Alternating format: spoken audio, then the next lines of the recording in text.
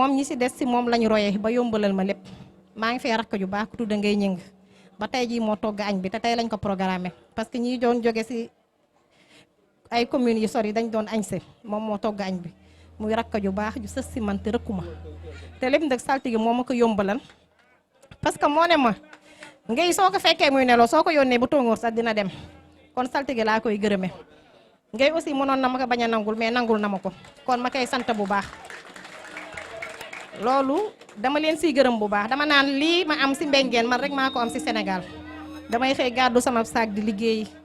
Xadi Caw yombalal ma lépp samay doom fi laa leen di bàyyi su ma ñëwee du ma fekk kenn tilim du ma fekk kenn xiif du ma fekk kenn mar kon man waa Mbengeen dama leen amal njukkal lu ma defal ci ñoom dama koo amut kon comme li may wax rek ba ma sante yàlla julli si yonente bi sallallahu alayhi wa sallam sant suma ñaari waajur bu baax a baax a baax dama siy teg waa Mbengeen ñi parce que ñoom la ma yàlla dénk bay rafetlu bu baax teewaayu présidente yëpp ñëw nañ présidente Adja Diosi coopérative nationale la jiite ñoom ñu man ma ay yaay dama naan femme transformatrice femme de développement yi man maay seen caat maa ci gën a ndaw mais dañu ma jox cër macha allah fu ñu dajee ñoom si mbooloo sax dañ na maan madame Mbeng waxal te maa ci gën a ndaw si âge ma leen nuyu bu baax a baax a baax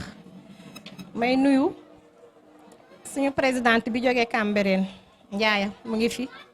Grand Yoff Sodaloo ñëw na Aminata Kane mi nga xam ne moom laa nekkal sa centre ba mobiliser lépp lu mu am andil leen man nee naa ñi ma jiite ñoom ñëpp ma mag ñi ma si mag mooy xale yële samay doom yële mais ñoom ñëpp ma mag te macha allah dañu ma jox cër maire yaa xam mu ngi fi jóge ba Tëngéej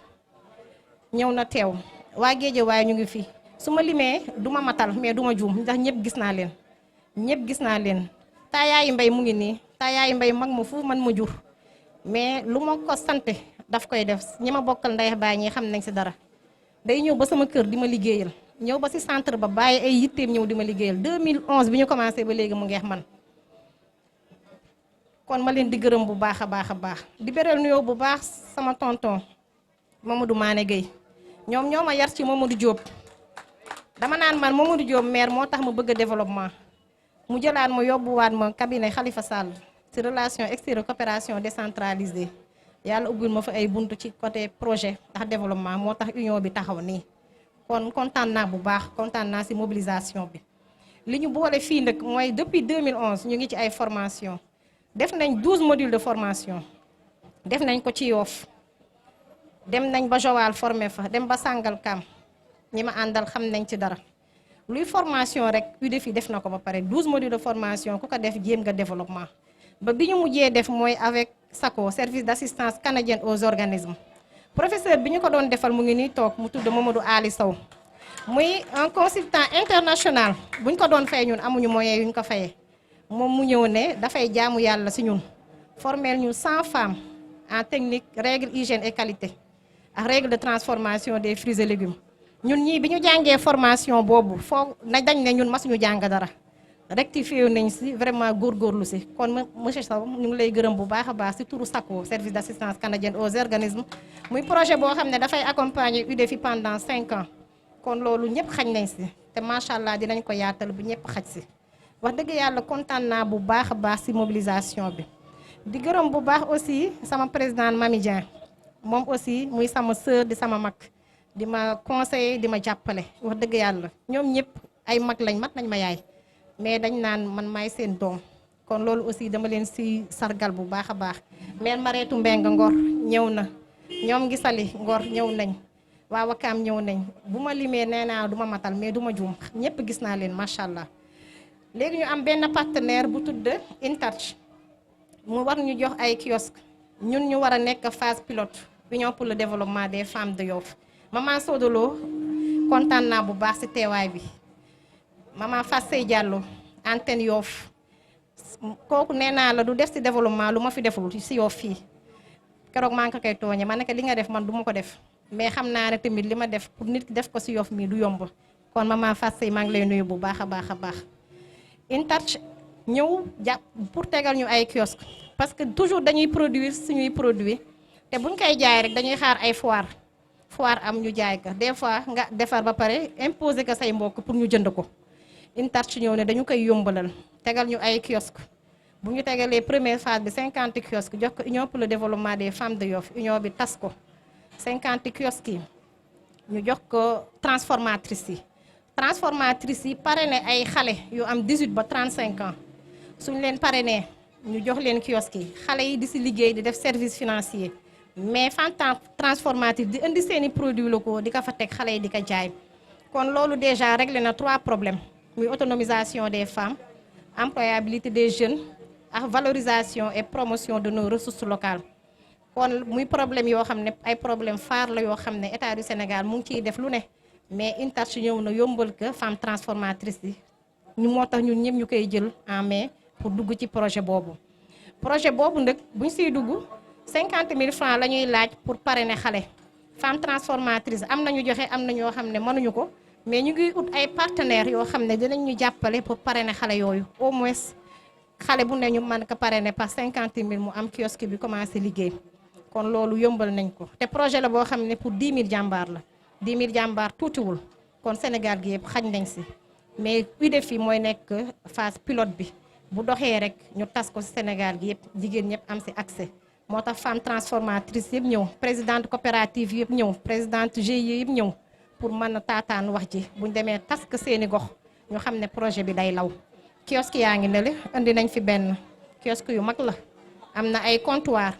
am na yoo xam ne ñi am boutique ba pare mën nañ ñëw tegal leen plateforme bi foofu kon déjà lii dama naan ay initiative concrète la yoo xam ne suñ si jàppee rek defe naa lu ñu produire ti rek nit ñi dinañ ko consommer parce que bëgg nañ lekk lu baax bëgg nañ naan lu baax mais fu ñu koy amee mais su fekkee zone boo jaar rek gis fa benn kiosque def jënd fa la nga soxlaa defe naa kon Sénégal dina jëm kanam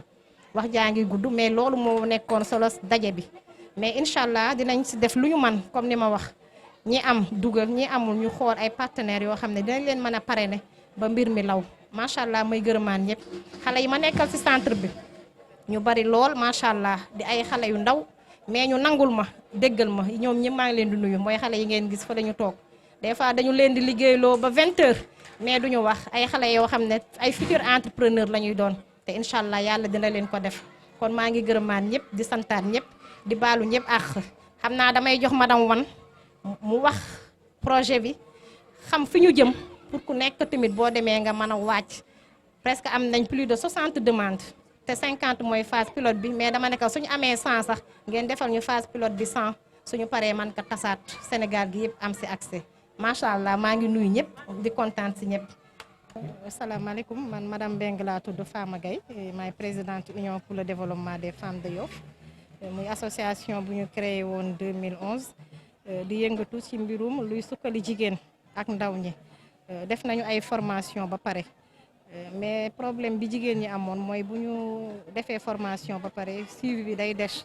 des waaye yàlla def nañu am ay partenaires yu ñu ciy jàppale ku mel ni SACO ku mel ni ONU Femmes ba tey ni InTouch ñëw tegal ñu ay kiosque yoo xam ne dinañ si mën a jaay suñu ay produits mais dinañ si jël ay xale yoo xam ne am nañ 18 ba 35 ans ñu siy liggéey di defaale service financier donc loolu day permettre ñu résoudre ñetti problème muy problème mu jigéen ñi autonomisation des femmes problème mu employabilité des jeunes muy xëyu ndaw ñi waaye tamit suñuy meññeef yi nga xam ne mooy jógee Sénégal ñu ko fi utiliser nit ñi am si accès parce que problème boobu lañ amoon ku bëggoon sànqal da ngay dem fu sori des fois wala doo gis fi ñu koy jaayee mais kiosque yi dañu permettre produit yi nga xam ne moom la famille di produire ñu mën ko teg si kiosque yooyu ku ko bëgg soxla rek am si accès te doo am benn jafe-jafe loolu mooy permettre ñu indi suñu touche si liñ naan koom-koomu Sénégal macha allah. waaw comme ni ñuy jàppale mairie de la ville mairie de Yoff APEXI ONU Femmes SACO muy service d'assistance canadienne aux organismes Femmes Engagement Mondial ak kii l'ONFP si formation côté formation ONFP may nañu ay formation yu bari chaque année ñu def formation buñ koy xayma def nañ 12 modules de formation yoo xam ne 2011 ba léegi tas nañ ko ci Yoff 19 communes yi dem nañ ba Joal dem nañ ba Sangalkam aussi formé fa ay femmes fii soo fi xoolee tey présidente yëpp ñu ngi fi waa Cambérène 19 communes yëpp a ngi fi Ngor Parcelles Jëppal ñoom ñëpp a ngi fi moo tax projet bi dañ ko bëgg a commencé Yoff mais dañ koy yaatal ci 19 communes yi yaatal ko ci région de Dakar parce que ci Sénégal yi parce que projet la boo xam ne pour 10 000 jàmbaar la kon dina mën a faj lu bari ci autonomisation des femmes comme niñ ko waxee xëyu ndaw ñi waaye tamit ñu valoriser suñuy ressources locales. suñu mbokk jigéen ñi comme la ma leen daan wax rek ma ne leen ñun dañu jàngal dañ leen wan naka la ñuy amee chaque jour 2000 francs dama koy tooñee sama mbokk politiciens yi ma ne leen fi ñu nekk politiciens duutuñu yekki di ñu jox tuuti ak 2000 parce que xam nañ ni ñuy def ba am chaque jour 2000 xam nañ ni ñuy def ba am chaque jour 5000 parce que jàngal nañ leen naka la ñuy napp jën ku ci nekk ki fii nii ak femme entrepreneur nga yaa ngi liggéey di xëy di bay sa waar li nga say am nga say jàppale sa borom kër di si jàppale sa bopp di si jàppale sa njaboot kon nit ñi dañu war a liggéey Sénégal loolu moo koy développé mooy li nga xam ne moom mooy meññeef di génn suñu dëkk bi ñu xam naka la ñu koy valoriser ñun déjà boo jëlee citron dañuy jël citron def si jus concentré def si jus jël geste yi li nga xam ne moom la ñu waroon a sànni ñu wal ko ba mu waw ñu def si savon mooy bi nga gis si ginnaaw def si cuuraay kon Sénégal ñun am nañu lépp waaw naka la ñu koy valoriser ndëkk vraiment ba nit ñëpp am si accès foofu la ñu toll léegi yi nga xam ne mooy bu yi nga xam ne mooy indi ay ravage am nañ si alternative ñu ngi jël suñuy épices naturelles di ko def si suñuy cin lépp rek pour nit ñi wér kon nag foofu la jigéenu Sénégal toll am nañ loo xam ne wax dëgg yàlla war nañ ko mën a